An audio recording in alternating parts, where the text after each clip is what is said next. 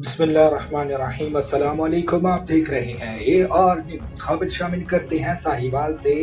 راہ حق welfare foundation کی جانب سے بانی صدر ساہیوال ڈویژنل پریس کلب پیر سید تمطراق محسن شاہی کے اعزاز میں افطار ڈنر، مہمان خصوصی کا استقبال چیئرمین چودھری صغیر انجم اور صدر میاں بابر صغیر نے پھولوں کے ہار پہنا کر کیا۔